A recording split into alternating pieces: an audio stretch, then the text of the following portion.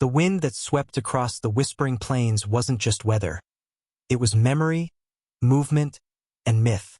Laden with the scent of acacia and distant rain, it carried forgotten songs from one soul to another. In that wind were voices, soft, ancient whispers telling of spirits older than the stars, beasts with teeth like moonlight, and loves that crossed centuries. The villagers of Oakhaven did not speak of it aloud, but they listened. Oakhaven thrived, nestled like a secret between the river and the sky. Its people sowed, reaped, and danced in rhythm with the land. Peace flowed here, as steady as the Nuru River. The Nuru River wound its way through the heart of Oakhaven like a guardian spirit. Children laughed on its banks, elders cast their nets, and its waters whispered lullabies to the sleeping earth. In this haven lived Zara, a girl whose presence felt like the first breath of dawn. Her beauty wasn't loud, but it lingered like sunlight on morning dew, quiet and unforgettable. Zara's spirit could not be tamed, nor did it try to be. She ran barefoot through tall grass, laughing with the gazelles, her grace a mirror of the wild freedom that pulsed through the land. Her laughter was not just sound. It was a melody that cleared sorrow like sun melts mist. It floated through the village, across courtyards and fields, lifting hearts with every note. Her eyes, deep, brown, fertile, held the quiet knowing of old souls. At only 19, she saw the world not just as it was, but as it had been and might become. To the people of Oakhaven, Zara was more than Elder Malik's daughter.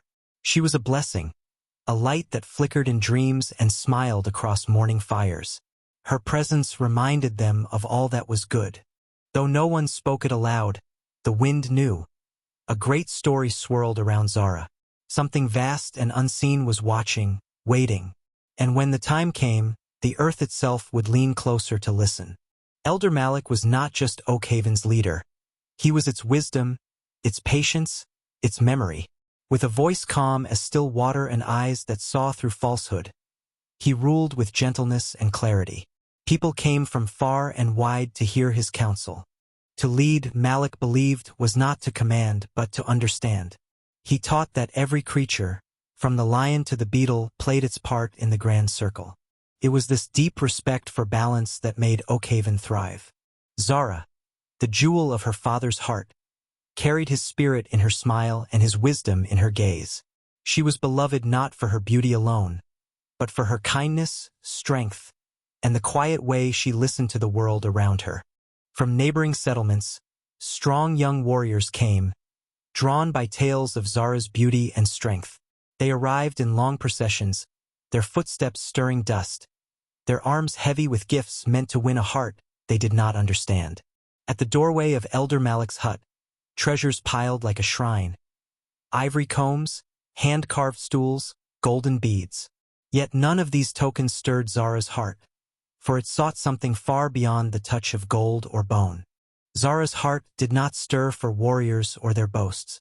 It remained still, like a drum waiting for the right rhythm. Her soul searched not for strength, but for understanding, for music that only it could hear. Time and again, she refused the suitors, not with cruelty, but with the soft finality of a door that never opens. Her smile remained kind, her words gracious, but her spirit closed like petals before the storm. Elder Malik never pressured Zara to choose. He knew the soul must follow its own rhythm. In the quiet of evening, they would sit together beneath the stars, speaking little, sharing everything. What Zara longed for was not seen but felt. A song that echoed from deep within, that called to the sacred spaces of her soul. And until she heard it, she would remain as she was, waiting, listening. She did not know from where the melody would rise, whether from the north winds, the footsteps of a stranger, or the voice of the earth itself. But when it came, she would know. Her heart would recognize it instantly. Where the emerald forest met the endless plains, a river ran like a vein of life, wide, deep, and ancient. It was the border between two worlds, the seen and the unseen. On the plains beyond the river stood Kazingo, the proud home of the Lion clan. Known for their strength and fierce code of honor, their chants echoed across the hills at dawn. Every morning, the drums awakened the village. They weren't just rhythm, they were language. A voice that told stories of ancestors, of victories, of warnings in the wind. At only 22 seasons, Kalen had risen beyond the legends of old. His name carried weight not just for his strength, but for the silence that walked beside him. His eyes, piercing, storm-colored, missed nothing. They scanned the horizon and the hearts of men with equal ease. A warrior's eyes, yet a philosopher's soul. Kalen's bloodline ran deep, older than the village itself. His great-grandfather was said to have walked with lions. His mother sang lullabies in the tongue of birds. In combat, Kalen moved like poetry, like a whisper of wind through tall grass. He fought with more than muscle, with balance, with instinct. Before each hunt, warriors smeared sacred ash upon their faces. It was not for power, but for memory, to wear the dust of those who came before. Kalen's gift was rare. He spoke to animals, not with words, but with breath, posture, presence. And they answered, sometimes with fear, sometimes with trust. The clan elders tested him, not with battles but with silence. They watched how he treated the weak, the wounded, and the world. And in him they saw hope. One night, as the wind howled and fires danced, Kalen heard the forest call him. Not with words, but with a silence so heavy it shook his bones. Kalen did not hunt for sport. He asked permission, gave thanks, sang the hunter's prayer to the sky, and the land in turn gave freely. Once, a lion blocked Kalen's path. It growled but did not charge. Instead, it stared into his eyes, bowed its head, and vanished into the grass. Despite the honor, despite the strength, Kalen felt hollow. He yearned for something unnamed, a voice, a vision, a bond deeper than glory. He began to listen more, to wind in leaves, to bird calls, to the shifting of stone beneath bare feet. Nature had become his teacher. One morning, wrapped in fog, a figure stood at the edge of the forest, neither friend nor foe. She said nothing, but her presence was a turning point. "You carry a blade meant not to kill, but to awaken," the oracle whispered. "The world is broken. You must walk into its wounds." Kalen dreamed of forests burning, of lions fleeing, of children crying without tears. He woke with a single thought: I must stop what has not yet begun. At sunrise, Kalen crossed the great river alone. Not for conquest, but for answers. His clan watched from afar, unsure if he would return the same. Deep in the forest, Kalen found a tree unlike any other. Its bark like silver, its leaves like fire. It whispered secrets not in sound, but in memory. The tree showed him his mother's death, his father's silence, the truth buried in battle cries, the roots of his rage finally revealed. To leave the forest, Kalen had to pass the trial of beasts. 3 guardians who tested his heart, not his hands. Strength would not save him here. He defeated none but showed mercy to all, and in doing so earned their respect. The beasts bowed. He had passed. When Kalen returned to Kazingo, the village held its breath. He looked the same, yet something ancient now walked behind his eyes. He spoke to the clan, not of war, but of healing, of balance, of guarding the land, not ruling it. Some cheered, others feared. Kalen became not a chief, but a keeper, a guide, a whisperer, a protector of the sacred order of things. But beyond the plains, a new threat stirred, one that did not honor the old ways, one that would test everything Kalen believed. This time, Kalen trained his people not just to fight, but to listen, to the wind, to one another, to the earth's quiet warnings. And when war came, it was not Kalen's spear that led the charge, but his wisdom, his silence, his vision. His legend grew not in blood, but in balance. Kalen, the one who walked with beasts and heard the forest breathe, became more than warrior. He became myth. Across the whispering plains and the great Nuru River, 2 mighty villages stood in wary silence, Oakhaven and Kazingo, bound by history, divided by nature. Though no war drums had sounded for years, The peace between the two villages was thin as cracked glass, held together by ancient promises and fading memories. The whispering plains held the echoes of countless skirmishes, blood spilled over hunting rights, water wells, and wounded pride. The prime hunting grounds, lush, game-rich savanna, were a constant source of tension. Both clans claimed ancestral rights to it. When the dry season shriveled rivers and cracked the land, desperation often overpowered diplomacy. Their elders met only when absolutely necessary, and each word was measured like drops of precious oil.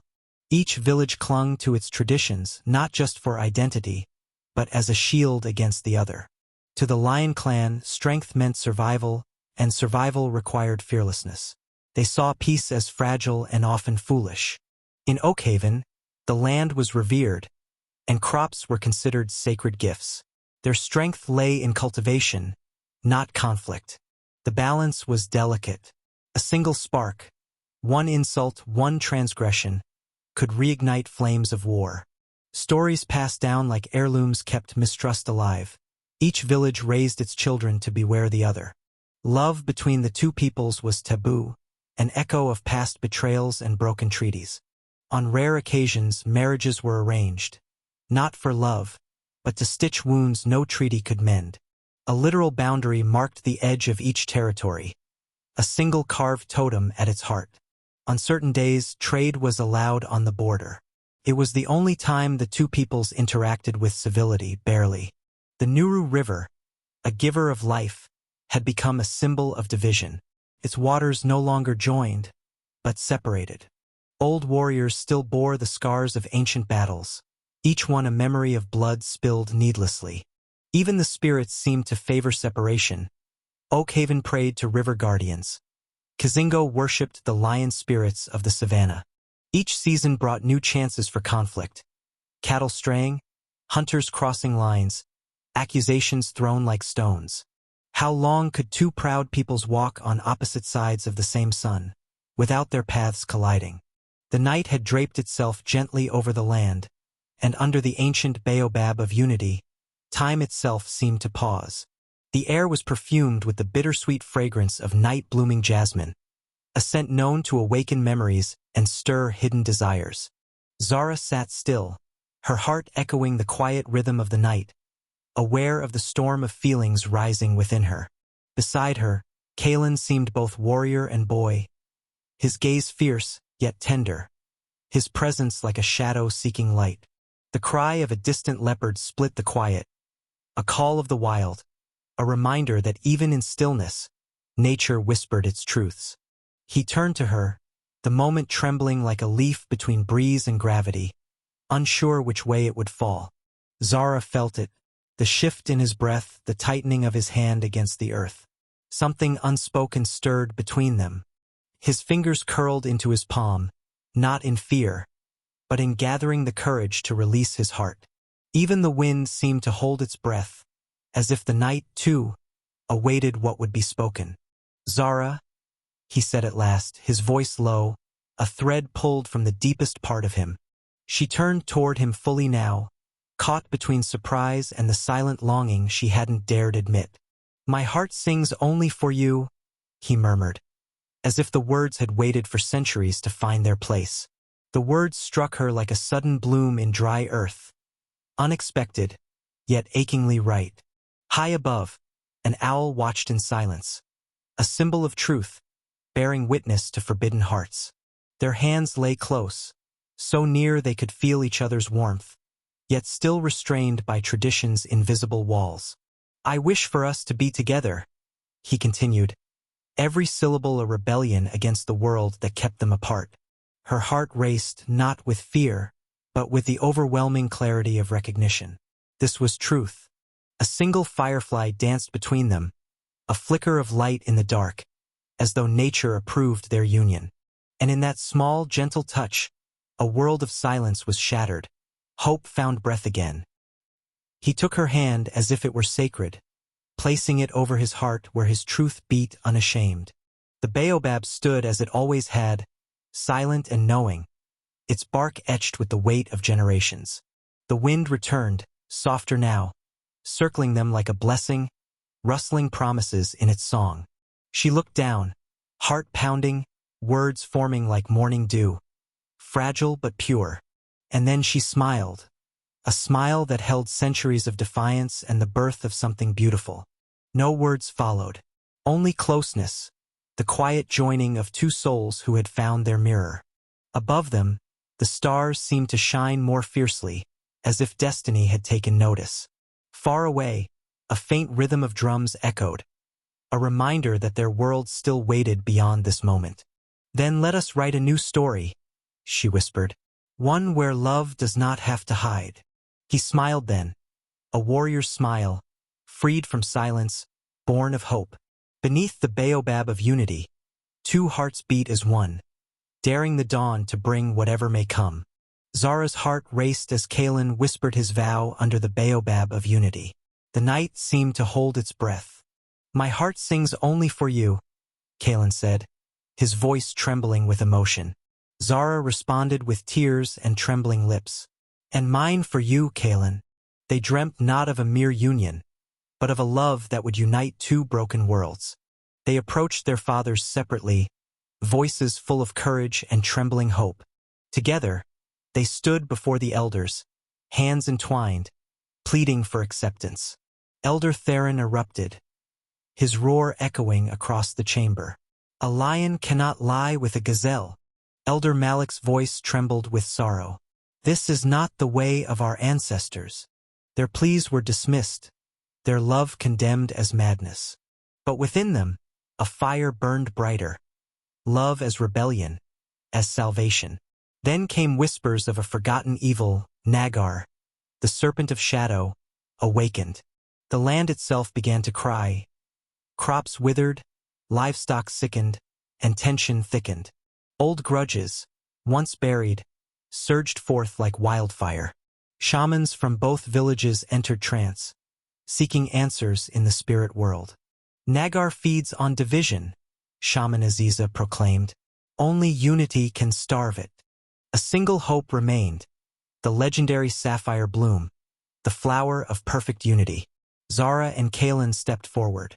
"We will find the bloom," they vowed. Desperation softened the elders' hearts. They gave reluctant blessings. The lovers embraced beneath the baobab once more, knowing the journey would change them forever. As they departed, a distant hiss echoed. Nagar had sensed them. The path to the spirit lands twisted through deserts and dreamscapes, illusion and truth. Nagar tormented them with visions of betrayal and ruin. They held onto each other, reminding themselves of what was real. They faced the trial of whispers, taunts that echoed their worst fears. Kalen spoke with elephants who revealed ancient paths through illusion. Cheetahs guided them, swift shadows that carried warnings through wind. Zara's knowledge of herbs healed their wounds and nourished their hope. They reached the Vale of Guardians, colossal statues guarding the sacred bloom. One guardian boomed, "Only those who offer their truest secret may pass." Hearts trembling, they stepped forward, ready to bare their souls. As the sky darkened with Nagare's shadow, Kalen revealed a long-buried fear, the doubt of being strong enough to lead. Zara, in turn, confessed her fleeting envy of a carefree life, a selfish longing that once haunted her. Their honesty stirred the ancient guardians. Transparency without judgment sealed their purity of heart. Nagare's influence poisoned the land. Forests twisted into grotesque forms, the air thick with dread. Zara leaned on Kalen's steady spirit. He found peace in her unwavering hope, their love, a fortress. From the darkness emerged Nagare's emissary, gaunt and spectral, whispering venom into their ears. Despite the whispers of betrayal, they clung to each other, eyes locked in defiance. Kalen let out a primal roar, echoing across the land, dissolving the shadow with sheer will. After weeks of grueling travel, they reached the sacred heart of the spirit lands, bathed in sapphire light. Nestled in emerald moss, the sapphire bloom pulsed with life, a beacon of unity. A single dewdrop formed on the bloom, its essence distilled into a sapphire crystal in Kalen's hands. Carrying the essence, They journeyed home through tainted lands, the sapphire light pushing darkness back.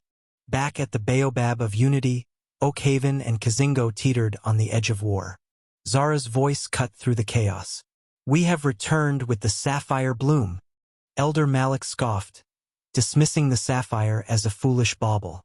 Kalen's voice thundered. "It is born from love. This is how we defeat Nagar."